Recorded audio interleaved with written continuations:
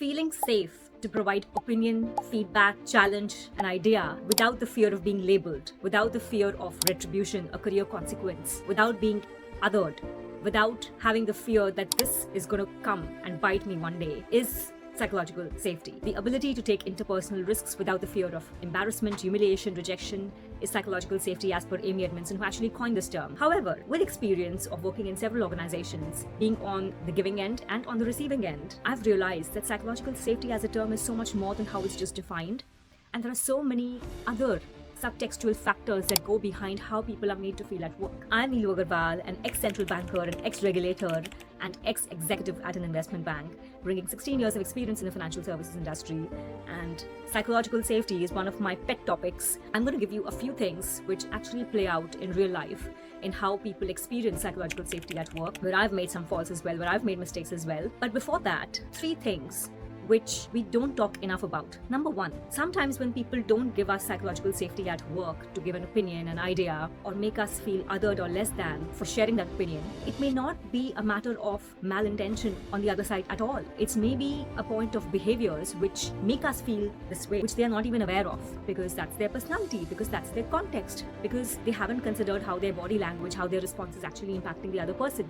Not to defend it, not to say that it's right, but it's a very important point to be considered. To remember that maybe it has nothing to do with the intention of the person, but it's all about how a particular behavior is landing. Being aware of this point makes us have a little more benefit of doubt, because what if they are carrying a very heavy load in their mind? Maybe they are struggling with psychological safety with their own managers. Maybe they are not feeling safe at work. Maybe they are carrying a lot of load in relation to childcare, in relation to mental health. Number 2, psychological safety to speak up and provide challenge and expecting a response and not a reaction also means that the challenge is raised, the opinion, the idea is raised in a respectful way, which doesn't make the other person feel like they're losing face in a meeting, they're losing face over an email with others CC'd. You're not making them feel like they haven't done their job well. I'm someone who's very straightforward and blunt, and this is something that I didn't have much sight of in the initial stages of my career, where I would really focus on the idea that I had to share, the opinion that I had to share, and with no malintentions. Sometimes my ideas, my opinions and challenge would land as if I'm trying to show that you haven't done your job as well, which would not even be at the top of my mind. And that's been a lesson learned, that psychological safety is as much about protecting the safety of the other side as it is about you feeling safe to raise your voice, your concerns. And the third thing I would say is that it's normal, it's human to magnify every experience which makes you feel less than and make it very personal as if it's happening to you. But being aware of the fact that there might be challenges on the other side, there might be a load, there might be frustrations that the other person is having which you're not aware of, which is making them behave a certain way which has probably nothing to do with you, will really make your life a lot more simple, a lot more easy. I have learned that just because someone carries it well doesn't mean it's not heavy, and hurt people hurt people. Sometimes the behaviors that you see somebody demonstrating at work or in personal life is not who they are. It's maybe their context, their frustrations that's making them helpless to be the way they are. Sometimes they may not be aware of how they're coming across. So just remember that let me start from a place of empathy and not judgment in the first place. Now, having said all these things, I'm not defending people who create an environment which is not psychologically safe for people.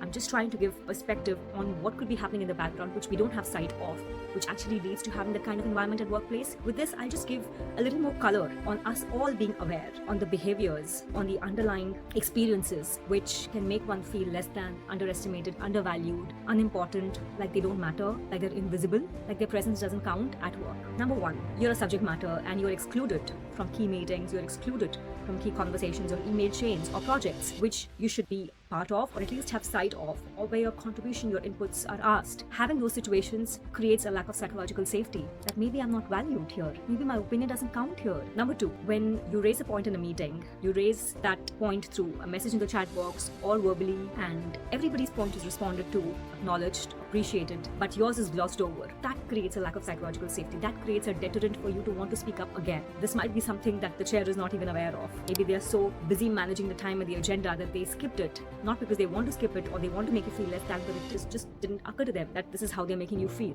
Number 3, you raise a point in a meeting, but you're not aware of how your point is going to be responded to.